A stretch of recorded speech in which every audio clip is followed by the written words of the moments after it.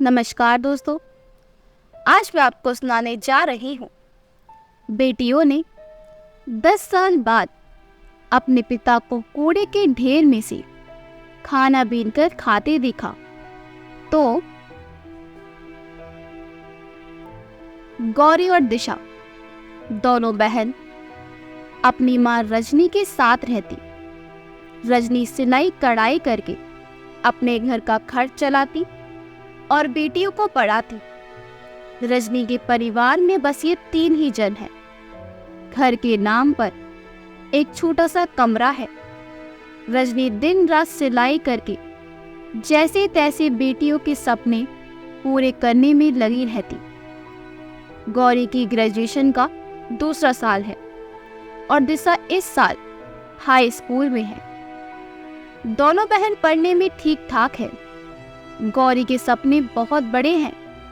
वो उदार व्यक्ति तत्व की और अपने जीवन में बहुत कुछ करना चाहती है। वही दिशा उसके बिल्कुल विपरीत है। गुस्सा उसकी नाक पर रखा रहता है और जिद्दी भी है। प्यार मोहब्बत बस अपनी माँ और बहन के लिए है। एक दिन गौरी जब घर की सफाई कर रही थी तभी उससे माँ के पुराने बक्से में एक छोटा सा पर्स मिला। उसे खोलकर देखने ही वाली थी कि तभी उसकी माँ ने पीछे से उसके हाथ से झपटा मारा और पर्स छीन लिया। अरे, इसमें तेरे मतलब की कोई चीज नहीं है, और अपने ब्लाउज में छुपा लिया। गौरी सोचने लगी कि इसमें ऐसा क्या है जो मम्मी ऐसा अजीब व्यवहार कर रही है। बाद में पता लगाती हूँ।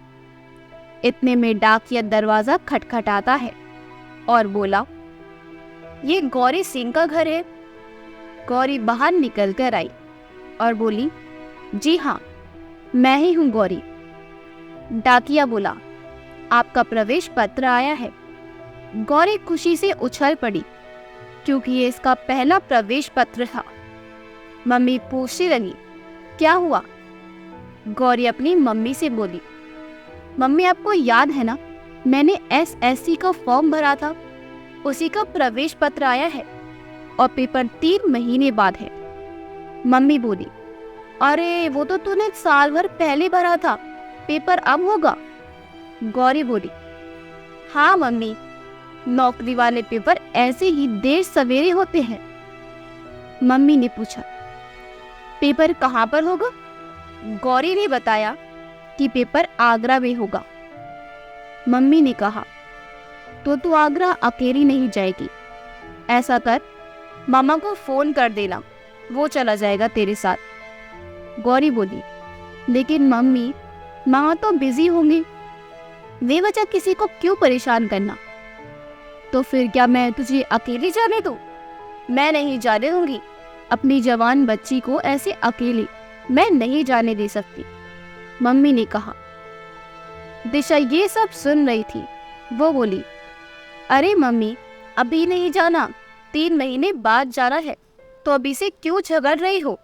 जब जाना होगा तब चली जाना, अभी से चिंता कर लो तुम। गौरी अपने कॉलेज की पढ़ाई के साथ साथ एसएससी की परीक्षा की भी तैयारी कर रही थी।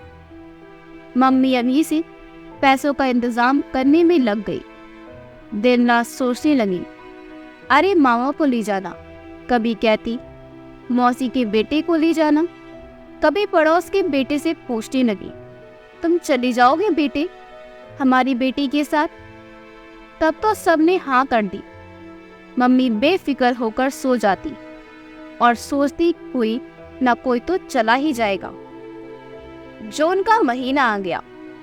तीनों माँ बेटी कमरे में लेटी हुई थी। दिशा बोली, इतनी गर्मी है हमारे घर, हमारे यहाँ तो एक कूलर तक नहीं है।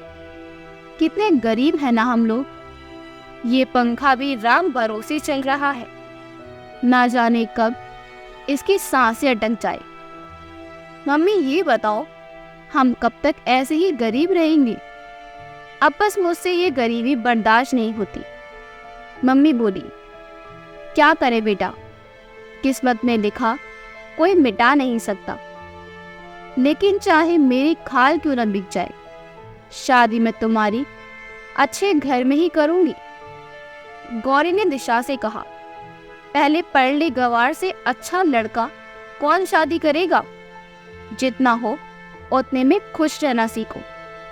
अपने से ऊपर देखोगी तो हमेशा अपने आप को दुखी ही पाओगी, और अपने से नीचे देखोगे तो लगेगा अरे यार हम इससे तो बेहतर ही हैं। इतने में लाइट चली गई। दिशा अपने हाथ जोड़कर बोली, आपका ज्ञान हो गया हो तो छत पर चले। मम्मी जी तो बिजली चलाकर ही सो गई। गौरी बोली, सोने देना, बेचारी दिन भर काम करती है, थक गई है वो। दोनों बहन छत पर लेटी हुई खुले आसमान की तरफ देख रही थी। दिशा बोली, सबके घर सारी सुविधाएं हैं, एक हम हैं जिनके घर ना कूलर है ना फ्रिज है। गौरी ने कहा, हर समय दूसरों से तुलना मत किया कर। उन सब के पापा कमाते हैं और हमारी मम्मी। दिशा पूछती है, दीदी क्या लड़कियां इतनी बुरी होती है जो पापा ने हमें घर से निकाल दिया। गौरी की आंखें भर आई। वो बोली, वो दिन मैं कभी नहीं भूल सकती। दो तो हम पहले से ही थे। जब तीसरी भी डॉक्टर ने बेटी बताई तो मेरी आंखों के सामने पापा ने हमें धक्के देकर निकाल दिया। मेरी माँ गिड़गिड़ाती रही, हमारे लिए भीख मांगती रही, तड़पती रही। किसी को जरा सी दया नहीं आई। वहां पर चाचा ताऊ सब खड़े तमाशा देख रहे थे। उस समय माँ 5 महीने के पेट से थी। गौरी कहते कहते ही रोने लगी। आगे उससे बात ना बनी। दिशा बोली, चुप हो जाओ दीदी, उस आदमी को उसके किए की सजा जरूर मिलेगी। गौरी बोली, मुझे अपने लिए बुरा नहीं लगता, लेकिन मेरी माँ पति के होते हुए भी विधवाओं की तरह रहती है। वो अपना दुख हमेशा छुपाए रखती है, किसी से कुछ नहीं कहती, लेकिन अंदर से वो बिल्कुल टूट चुकी है। बेचारी दिन रात चिंता में डूबी रहती है। कैसे हमारी शादी होगी, कौन हमारे लिए लड़का देखेगा। मम्मी ने हमारे लिए इतना कुछ सहा है। काश कि मेरे पास कोई जादू की छड़ी होती तो मैं माँ को उनके हिस्से की सारी खुशियाँ दे देती। जब मेरी नौकरी लग जाएगी तो मैं उन्हें कोई काम नहीं करने दूंगी। दिशा बोली, दीदी आप देख लेना, वो आदमी कुड़ कुड़ के मरेगा जिसने हमें बेघर कर यूं लाचार बेबस छोड़ दिया। गौरी बोली, इतना बुरा नहीं बोलती, कुछ भी हो आखिर वह तो हमारे पिता ही हैं। दिशा बोली, आप अच्छी हो सकती हो दीदी, लेकिन मैं नहीं हूं। मैं उस आदमी को जिंदगी में कभी माफ नहीं करूंगी जिसने हमें दर दर की ठोकरें खाने के लिए छोड़ दिया। गौरी बोली, चल अब सो जा, बहुत रात हो गई है, कल तुझे कॉलेज भी जाना है। 3 महीने बीत गए। जब एग्जाम वाला दिन आया तो सबने मना कर दिया। गौरी के साथ जाने से पहले मामा ने कहा, अरे मैं तो खेतों में पानी लगा रहा हूँ। मौसी के बेटे ने भी कह दिया, अरे मैं तो कुछ ज़रूरी काम से शहर से बाहर आया हूँ। मम्मी परेशान हो गई और बोली, ऐसा कर, पड़ोस वाले रोहन को ले जा। गौरी कुछ भी कह पाती इससे पहले मम्मी भागी भागी उनके घर चली गई। गौरी चिल्लाती रह गई, मुझे नहीं जाना उसके साथ। दिशा बोली, क्यों, क्या हुआ? गौरी बोली, कुछ ना हो इसलिए कह रही हूँ, तू जल्दी से तैयार हो जा। तू चल रही है ना मेरे साथ? दिशा बोली, अरे मुझे तो कुछ नहीं पता। गौरी बोली, देर मत कर, जल्दी से तैयार हो जा, बाकी बातें रास्ते में कर लेना। इतने में मम्मी भी आ गई और साथ में पड़ोसी रोहन भी मुस्कुराता हुआ घर में दाखिल हुआ। गौरी अपनी मम्मी से बोली, मैं और दिशा जा रहे हैं, आप परेशान मत होना। रोहन का मुस्कुराता हुआ चेहरा गुस्से में एकदम लाल हो गया। अरे आंटी जी, जब इन्हें जाना ही नहीं था तो मुझे आप बुलाने क्यों गई थी? मैं अपना कितना जरूरी काम छोड़कर आया हूँ। मम्मी पर दबाव डालने लगा कि उसे ही गौरी के साथ भेजा जाए। गौरी ने ना मम्मी की सुनी और ना ही रोहन की। वो दिशा का हाथ पकड़कर भागते हुए मम्मी से बोली, शाम तक आ जाएंगे, परेशान मत होना। और वह दोनों बहनें बुलंदशहर बस स्टैंड से आगरा के लिए रवाना हो गई। रास्ते में दिशा बोली, दीदी आप रोहन के साथ क्यों नहीं आई? गौरी ने अपनी बहन के सिर पर हाथ रखते हुए कहा, जिनके बाप भैया नहीं होते ना, उन लड़कियों को सब अपनी जागीर समझते हैं। दिशा बोली, क्या मतलब? गौरी ने दिशा को समझाया, रोहन मुझे बिल्कुल भी अच्छा नहीं लगता। उसके देखने का नजरिया ही गलत है। अब तक तो मैं उसे फटकार देती थी उसकी जरा सी उल्टी सीधी बातों पर, मगर आज जब वो मेरी हेल्प करता तो मैं उसे डांट कर भगाने का हक गवा चुकी होती। दिशा बोली, तो आपने मम्मी को क्यों नहीं बताया उसके बारे में कि वो आपसे बदतमीजी करता है? गौरी बोली, वो मुंह से कुछ नहीं कहता, लेकिन जिस तरह से वह देखता है वह मुझे चुभता है। तो अभी छोटी है, ये सब छोड़। वो दोनों आगरा बस स्टैंड पर पहुंच गई। वहां से पूछ कर कॉलेज भी जा पहुंची। वहां उन्हें और भी बुलंदशहर के बहुत सारे बच्चे मिल गए। दिशा गार्डन में उसका इंतजार कर रही है। गौरी अपना पेपर खत्म करके बाहर आई। दोनों बहन बहुत खुश होती हैं। वह बुलंदशहर जाने के लिए आगरा बस स्टैंड पहुंची तो दिशा ने देखा, ये एक आदमी सड़क किनारे पड़े कूड़े में से खाना बीनकर खा रहा है। वो गौरी से बोली, देखो दीदी, उस आदमी को जो कूड़े में से खाना बीनकर खा रहा है। जब गौरी ने देखा तो उसे लगा कि उसने इस आदमी को पहले भी कहीं देखा है, लेकिन समझ नहीं आ रहा कहाँ देखा है। चिड़िया के घोंसले जैसे बाल, राक्षसों जैसे नाखून बढ़ रहे थे और उनमें गंदगी, अलग से फटे हुए बदबूदार कपड़े। देखने में ऐसा लग रहा था कि वो कोई पागल आदमी है। वह दोनों बस का इंतजार कर रही थी। दिशा गौरी से बात कर रही थी, लेकिन गौरी उस आदमी के बारे में सोच रही थी। उसे ऐसा लग रहा है कि इस आदमी से उसका कोई रिश्ता है। वो उसे पहचानने की बहुत कोशिश करती, लेकिन नहीं पहचान पाती। फिर अचानक उसकी नजर उस आदमी की कलाई पर गई जिस पर उसका नाम लिखा था। वो देखते ही गौरी तड़प उठी। ये आदमी कोई और नहीं बल्कि उसका पिता है।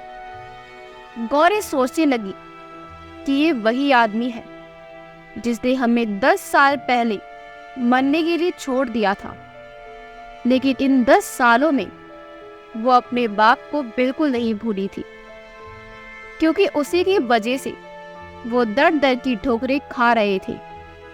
वो उस समय मात्र 10 साल की थी और दिशा 5 साल की। आज ठीक 10 साल बाद उसने अपने बाप की शकल देखी थी। उसकी ऐसी हालत में खुद के कर्म थे। इतने में बस आ गई। दिशा गौरी का हाथ पकड़कर बस में चढ़ गई। बस चलना शुरू कर देती है। तभी गौरी को कुछ याद आया। उसने बस रुकवाई और बस से उतर गई। दिशा बोली, पागल हो गई हो, हमें शाम तक घर पहुंचना है। गौरी बोली, दिशा, कूड़े के ढेर पर जो आदमी बैठा खाना खा रहा था वो कोई और नहीं, हमारे पापा हैं। दिशा आश्चर्य से बोली, तो क्या? गौरी बोली, हाँ मुझे अच्छे से याद है, लेकिन हाथ पर लिखा उनका नाम। उनका मुझसे प्यार से गोदी में उठाना। वो मुझे बहुत प्यार करते थे। दिशा बोली, मत भूलो, ये वही इंसान है जिसकी वजह से आज हम अनाथों की तरह जीवन जी रहे हैं। जो जैसा कर्म करेगा वैसा ही भोगेगा। बद्दुआएं लगी है हमारी। चलो दीदी, वापस अगली बस आधे घंटे में आएगी। आपको ऐसे आदमी के बारे में सोचने की कोई जरूरत नहीं है। ये आदमी हमारी दया के काबिल भी नहीं है। इनकी वजह से हमारी छोटी बहन भी इस दुनिया में नहीं रही। गौरी बोली, इनको इनके किए की सजा मिल रही है। इस पर दिशा बोली, तो आप इन्हें घर ले जाने की सोच रही हो? गौरी ने कहा, नहीं, मुझे नहीं पता कि मैं क्या कर रही हूँ और क्या करने वाली हूँ। बस मुझे लगता है कि उन्होंने हमारे साथ जो किया सो किया। अब मुझे पता है कि ये इंसान मेरा पिता है, तो मैं उसे ऐसी सड़कों पर भिखारियों की तरह नहीं छोड़ सकती। दिशा बोली, कितनी भोली हो ना आप दीदी। आपके दिल में सबके लिए प्यार है, लेकिन ये प्यार आज काम नहीं करेगा। अब आप चलो यहाँ से, इन्हें इनके हाल पर छोड़ दो। गौरी बोली, कुछ भी हो, मैं नहीं छोड़ सकती। मुझे अपने लिए तो कोई उम्मीद नहीं है इनसे। लेकिन मैंने तुमसे कहा था ना कि अगर मेरे पास कोई जादू की छड़ी होती तो मैं अपनी माँ को दुनिया की सारी खुशियाँ दे पाती। वो जादू की छड़ी कोई और नहीं, यही आदमी है। इसलिए मुझे इन्हें घर लेकर जाना पड़ेगा।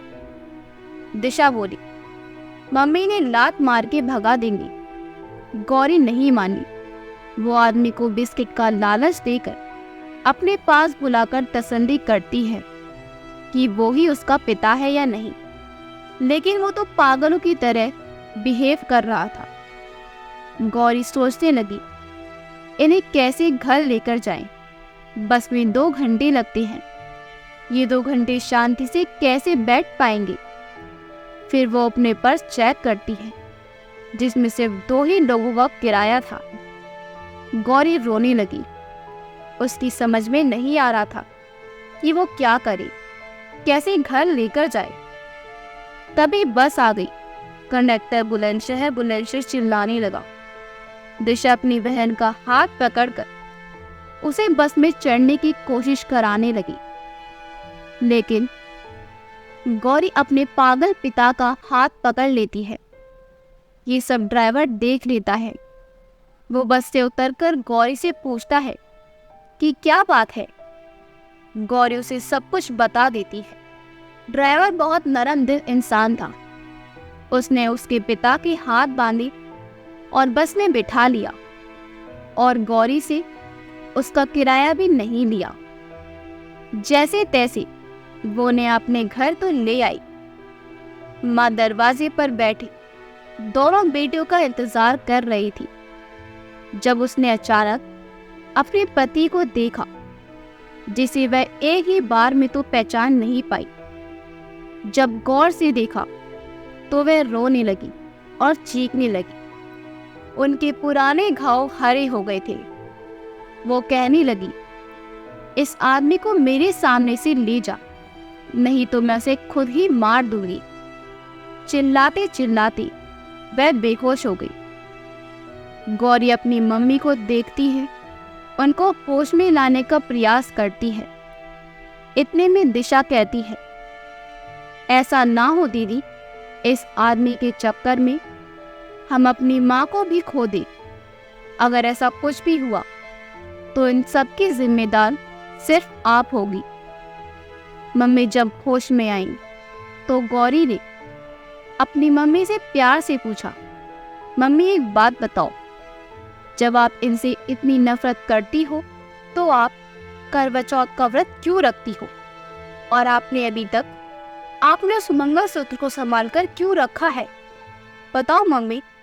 मुझे पता है आप भी उनके आने का इंतजार कर रही हो। मम्मी गुस्से में चिल्लाते हुए बोली, ले जाओ इस आदमी को मेरे सामने से। मैं इसकी शक्ल तक देखना नहीं चाहती। इस आदमी ने मेरी दोनों बच्चियों की जिंदगी खराब कर दी। इसने हमें तिल तिल मरने पर मजबूर कर दिया। मैं इसे बर्दाश्त नहीं कर सकती। ठीक है मम्मी, मैंने यहाँ से भेज दूंगी, लेकिन इंसानियत के नाते मैंने सड़कों पर कूड़े में खाना ढूंढते हुए तो नहीं देख सकती। मुझे मालूम है कि आप ही मेरी मम्मी और पापा दोनों हो। मैं सिर्फ इंसानियत के नाते इनको यहाँ पर लेकर आई हूँ। जब ये ठीक हो जाएंगे तब ये अपने रास्ते और हम अपने रास्ते। गौरी अपनी माँ को मना लेती है और फिर अपने बाप को कई बाल्टी पानी से नहलाती है, उनके नाखून और बाल कटवाती है, एक सरकारी अस्पताल में उनका इलाज भी करवाती है, जहां डॉक्टर उसे बताते हैं कि लंबे समय से इनको याददाश्त भूलने की दवाइयाँ दी जा रही है। हो सकता है कि इन दवाइयों से ये ठीक हो जाए और ना भी हो। गौरी अपनी माँ से पूछती है, माँ, ये दवाइयाँ पापा को कौन दे सकता है? मम्मी बताती है, चाचा दे सकते हैं, क्योंकि वो इनका सौतेला भाई है और डॉक्टर की दुकान पर काम भी करता है। गौरी का निरंतर सेवा करना सफल हो गया। उसके पिता को कुछ कुछ याद आने लगा। उसकी माँ को वो पहचानने लगे। बेटियों की शक्ल तो पूरी तरह से भूल चुके थे। साल भर उसे याद आया कि रजनी ही उसकी पत्नी है। उसके पैरों में गिरकर अपने किए की माफी मांगने लगे, रोने लगे, गिड़गिड़ाने लगे, जैसे आज से 10 साल पहले उसकी माँ मांग रही थी। आज ठीक वैसे ही उसका पिता भी अपने किए पर पछता रहा था। वो बोला, मुझे नहीं पता था कि मैं क्या कर रहा हूँ। मुझे ऐसा लगता है कि मैं किसी के वश में हो रहा हूँ। रजनी ने कहा, माफी मुझसे नहीं, मेरी बच्चियों से मांगो, जिनका बचपन रो रोकर गुजरा है। एक एक रोटी के टुकड़े के लिए तरस गई थी मेरी बच्चियाँ। अरे माफी मांगनी है तो इनके पैरों में गिरकर मांगो। आज इन्हीं की वजह से तुम्हें नया जीवन मिला है। जिन बेटियों को तुमने धक्का मारकर घर से निकाला था, आज उन्होंने ही तुम्हें नया जीवन दिया है। अगर शुक्रिया करो तो इनका करो। दिशा बोली, मैं तो इन्हें कभी माफ नहीं करूंगी। क्या ये हमारा बचपन वापस दिला सकते हैं? इन्होंने हमें उठ घुट कर जीने पर मजबूर किया, उसकी भरपाई कर सकते हैं? मैं इनको आजकल कभी माफ नहीं करूंगी। गौरी बोली, हम साथ में इसलिए नहीं रहते कि हम सामने वाले की गलतियां भूल जाते हैं, बल्कि इसलिए कि हम उन्हें माफ कर देते हैं। तू अपना दिल छोटा मत कर। हमारी किस्मत में जो लिखा था वो हो गया। अब इन्हें माफ कर दे। इनको इनके किए की सजा मिल गई। इतने में पिता बोले, जो मैंने किया उसकी माफी तो नहीं है, लेकिन मैं ये वादा करता हूँ कि आने वाला जीवन तुम्हारा खुशियों से भरा होगा। अपनी बीवी और बच्चों को लेकर अपने घर आ जाते हैं, लेकिन घर का नज़ारा देखकर उनके होश उड़ जाते हैं। पूरा घर तो छोटे भाई ने घेर रखा था। वो अपने छोटे भाई से अपनी सारी संपत्ति लेकर अपनी बेटियों के नाम कर देते हैं। फिर अपनी बेटियों के पैर छूकर अपने किए की भरपाई करते हैं और कहते हैं, मैं भटक गया था बेटा, लेकिन आज मुझे पता चला कि बेटियां तो रोशनी होती है, पिता का अभिमान होती है। मैं आज गर्व से कहता हूँ कि मैं तुम्ही दोनों बेटियों का बाप हूँ। गौरी के सिर पर प्यार से हाथ फेरते हुए कहते हैं, सोचता हूँ अगले जन्म में भी मुझे तुम्हारी जैसी ही बेटी मिले। कितने खुशनसीब होते हैं वो पिता जिनके घर में बेटियां होती हैं। अगर आपको हमारी कहानी अच्छी लगी हो तो हमारे वीडियो को लाइक करें, शेयर करें और हमारे चैनल को सब्सक्राइब कर दें। मिलते हैं अगली वीडियो में। आपका बहुत बहुत धन्यवाद।